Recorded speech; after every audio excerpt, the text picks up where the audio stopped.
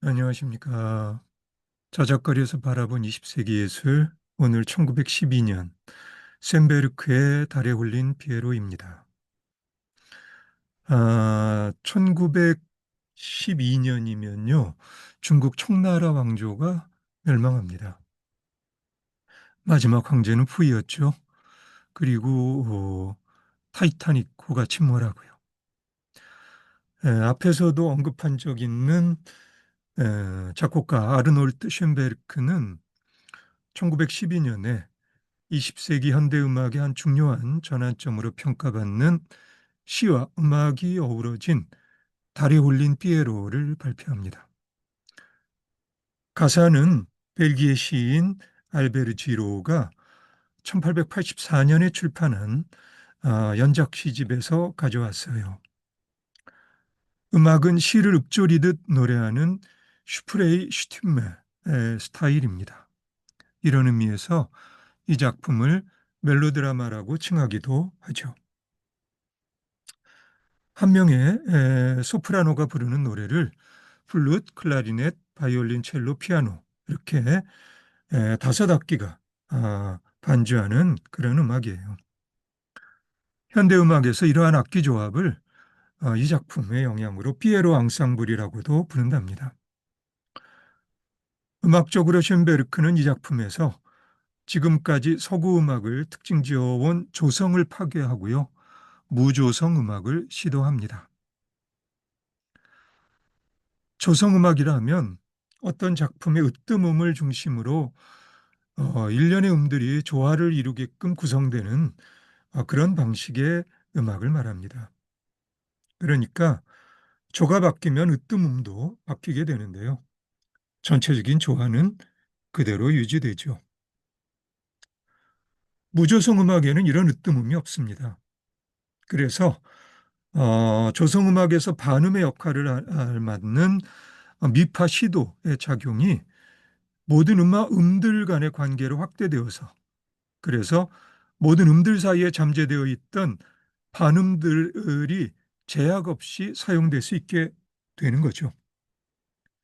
이렇게 무조성 음악은 중심과 주변에 구별이 없이 모든 음들의 평등성을 강조하는 12음기법이라는 이론을 적용하는 음악으로 현대음악에서 제자리를 잡아가게 됩니다. 1908년에 현악사중주 2번의 끝악장에서 무조성 음악을 시도했던 쇤베르크는 달에 올린 피에로로 저작거리 보통 사람들에게 다가가려는 본격적인 시도를 합니다. 초연에서 청중들의 반응은 엇갈렸고요. 그렇지만 현대음악에 끼친 쇤베르크의 영향력은 부정할 수 없는 것입니다. 그래도 저작거리 보통 사람인 나 자신에게는 100년이 지난 지금도 여전히 다가가기 어려운 음악입니다.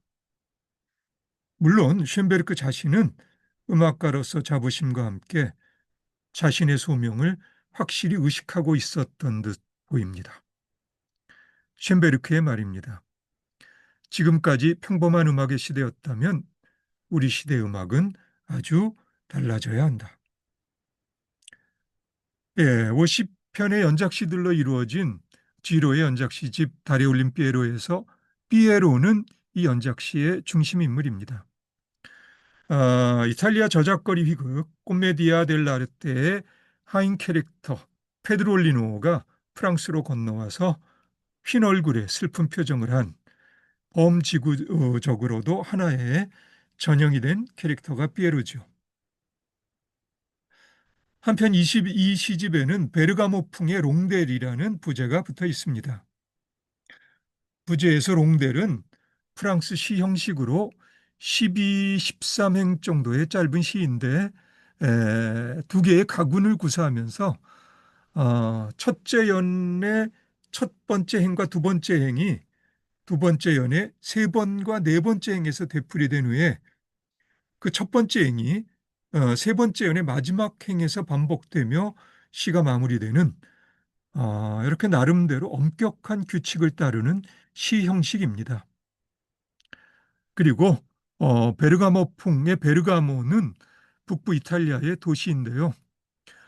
프랑스판 꼬메디아 델라르테에서 피에로의 연인 꼴롱빈느를 유혹하는 자유분방한 하인 캐릭터 아를레켄과 그리고 그로 인해 고통받는 그래서 이제 이 시의 경우에는 술과 달빛에서 위안을 찾는 하인 캐릭터 피에로의 고향이 베르가모입니다.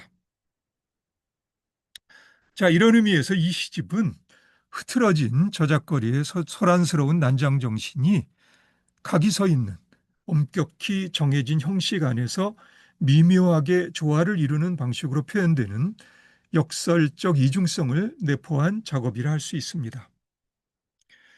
그러니까 흐트러짐과 질서지음의 동시적 공존이라는 작가의 심중을 살펴볼 수 있는 작업이라는 게 내 생각입니다. 예를 하나만 들어볼까요? 이 연작 시집의 17번째 시 교수대의 노래를 보면 교수대를 삶의 마지막 연인으로 표현하는 이를테면 삶의 부조리함과 고통에 대해 시인이 취하는 비틀어진 거리 감각을 느낄 수 있습니다. 그래서 그 부분을 번역해 봤는데요. 근데 이 원문에서 한번 이렇게 보세요. 이게 롱델이라는 시 형식의 첫 번째 연의 첫째 행과 두 번째 행이 이렇게 두 번째 연의 세 번째 행과 네 번째 행에서 이렇게 반복되죠. 그리고 마지막 세 번째 연의 마지막 행에 이렇게 첫 번째 연의 첫 번째 형이 다시 반복되면서 마무리되는 이런 이 철저하게 정해진 시 형식이 롱델입니다. 이 목이 길고 깡마른 여인이 그의 마지막 연인인가? 고통받는 광대이자 돈 한 푼 없는 몽상가인. 이런 생각이 모처럼 머리에 박히네. 술에 취한 그 텅 빈 머리에. 이 목이 길고 깡마른 여인이 그의 마지막 연인인가?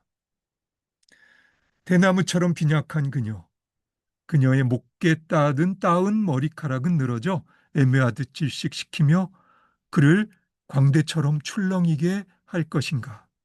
이 목이 길고 깡마른 여인아.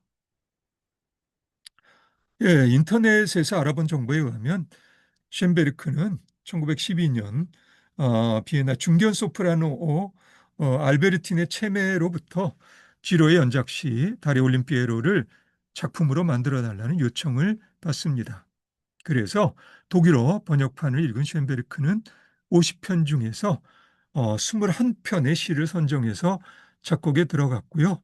그리고 7월에 완성합니다. 3월에 요청을 받아서 7월에 완성해요. 쉔베르크가 이 요청을 받아들인 이유는 연작 시집 달에 울린 피에로에 내포된 앞에서도 언급한 이중성과 깊은 관련이 있는 듯 싶습니다. 이 이중성은 저작거리에서 느껴지는 온갖 욕망의 소란함과 그에 수반하는 삶의 무의미함과 고통스러움을 엄격한 시형식으로 다스리는 과정에서 스며드는 그러니까 무언가 저작거리와는 다른 차원의 향기가 전해주는 정신적 울림을 이야기할 수 있습니다. 마찬가지로 쉔베르크의 작업에서도 무저성 음악에서 느껴지는 불협화음과 저작거리의 소란스러움이 그럼에도 한층 엄격한 규칙에 따라 구성된 음악적 형식의 정신적 작용에 의해 정화되는 무언가 저작거리와는 다른 차원의 영적 울림을 경험할 수 있는 가능성이 잠재되어 있죠. 쉔베르크의 말입니다. 내 개인적 견해로는 음악은 예언자적 메시지입니다. 좀 더 높은 삶의 형태를 드러내죠. 이렇게 모든 인종 국가들의 음악은 호소력을 발휘합니다.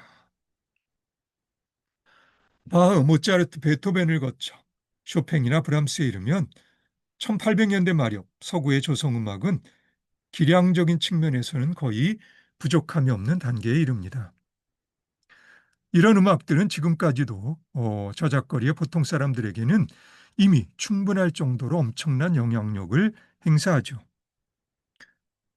아마도 비슷한 사정의 미술보다 훨씬 더 저작거리에서는 20세기 이전의 음악의 의존도가 강할 것이고요. 이런 상황에서 20세기 초 쇤베르크는 적어도 이론적으로 새로운 현대음악의 토대를 구축합니다. 단지 스타일적인 측면에서 새로운 시도일 뿐만 아니라 인간 정신에 대한 작용이란 측면에서 칸딘스키의 1912년 책 제목 미술에 있어 정신적인 것에 대하여를 음악에 있어 정신적인 것에 대하여로 바꿔도 될 정도의 연대감이 있습니다. 실제로 쇤베르크는 칸딘스키가 주축이었던 청기사 그룹의 핵심 멤버 중 한 명이었죠. 쇤베르크의 영향을 받은 작곡가들, 가령 베베르, 알반 베르크, 올리비에 메시앙이나 피에르 블레즈 등은 이런 의미에서 쇤베르크의 정신적 후예들이라 할 수 있을 겁니다.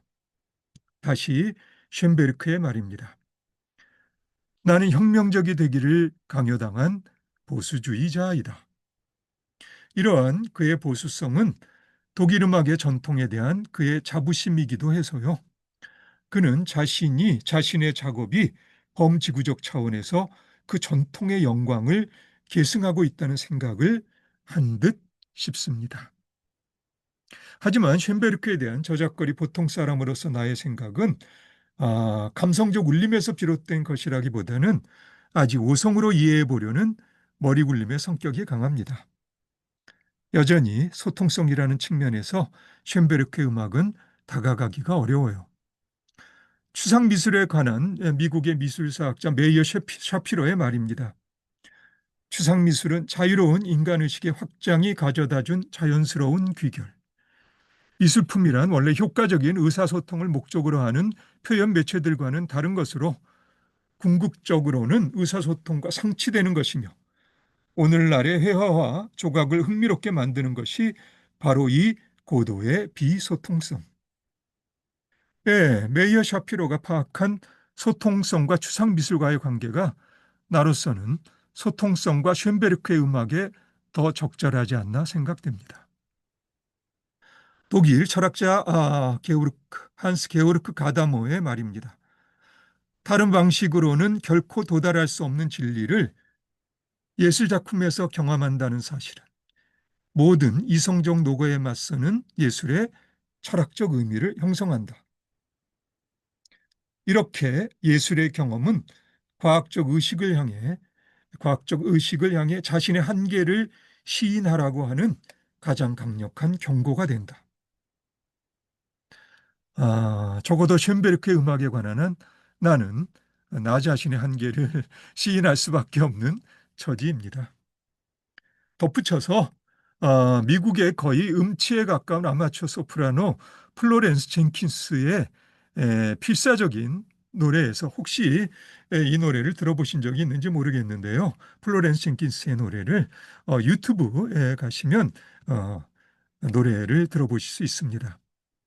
자, 이 필사적인 노래에서 어떤 표현을 보고 감성의 울림을 경험하는 감수성, 1차 세계대전에 참전했던 군인들 중 아주 심한 부상을 입어서 치료를 받고 있었던 그런 군인들 중에 플로렌스 젠킨스의 음악에 어떤 감성적 울림을 경험한 그런 그 이야기가 젠킨스를 다룬 영화에서 표현되기도 합니다.